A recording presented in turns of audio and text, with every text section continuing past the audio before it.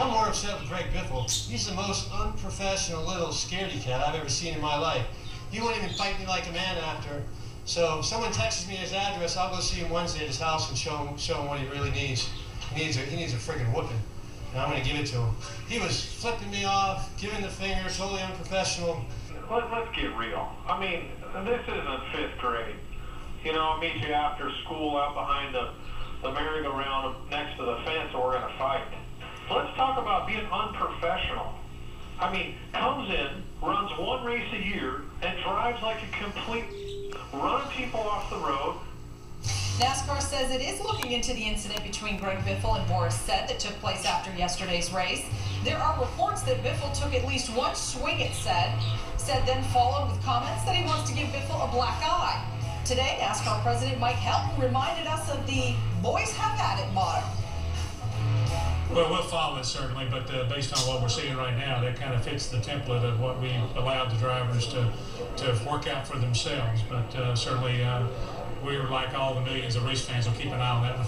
So it's okay to throw a punch, though? I mean, NASCAR has no problem with that? I'm not sure that what we saw was a thrown punch, but you know, it's still kind of quick after the event, so we'll have to see if anything else comes out of it. But so far, it's a function of just kind of watching what happens next. NASCAR drivers past and present weighing in on this topic. From Michael Waltrip: I don't agree with what Boris said. I think Biffle is a winner and a good dude. I will not be texting Boris Greg's Addy, meaning address. And Jeff Burton: I'm sure Boris is a nice guy, but he has caused too many wrecks during his cup races. He needs to stop racing over his head. And with that, Boris Said joining us now on the show. Boris, I know you and Greg Biffle talked earlier today. Tell us about that conversation.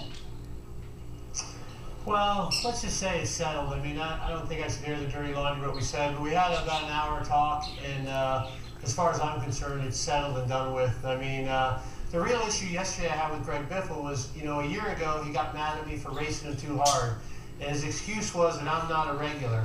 And the problem I have with that excuse is, you know, James Finch hired me to drive his car, and James Finch has been sending in entry blanks to NASCAR a lot long time ago before Greg Biffle ever came on the scene, and he expects me to drive it 100%. It's a team fighting to stay in the top 35 in points, and they want the points. So I can't go there and just lay down and let drivers go by me and roll over.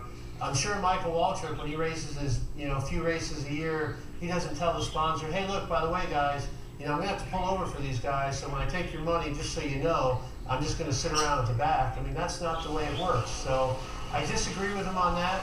I disagree with Jeff Burton that I've caused a lot of wrecks, because I haven't.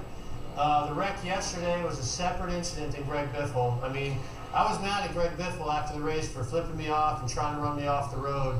Anybody else, I would have wrecked his car, but I have a lot of respect for Jack Roush, and I'm not going to wreck one of his cars. He's done a lot for me in the sport. So I basically told Greg Biffle's spotter, hey, you tell him to meet me at the hauler after, and I'm going to whoop his butt.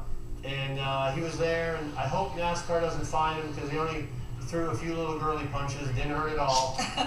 But we settled it today, and today I'm a lover, not a fighter. But I'm glad he called me, because I would have went to his house. I had plenty of people text me his address, so I knew right where it was. But today we had a good talk, and I think things are settled and water under the bridge.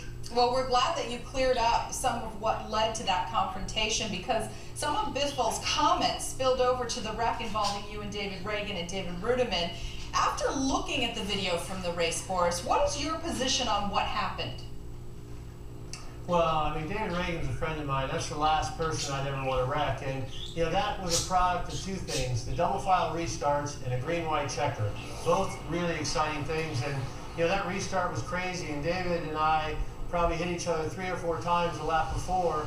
And when we went into turn 1, I gave him the inside lane. And as we were leaving the corner, you know, I had the outside lane, he had the inside lane. We were drag racing to turn 2 as far as I was concerned.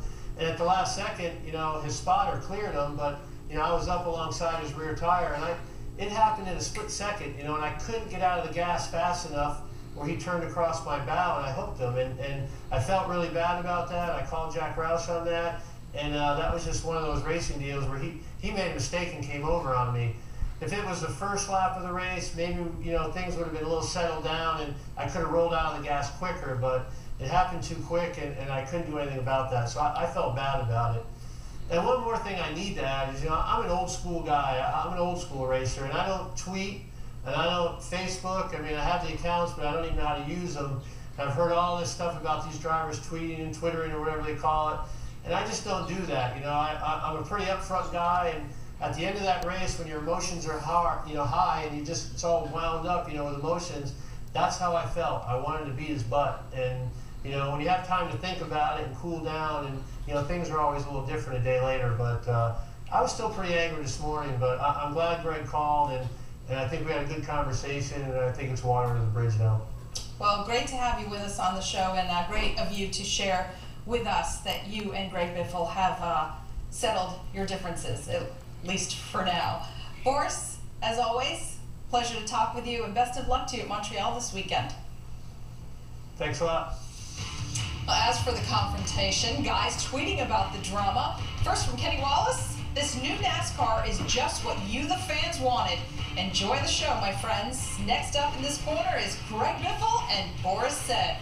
And Kyle Petty, in response to a question asking who would win a fight, Boris has reach, Biff has heart.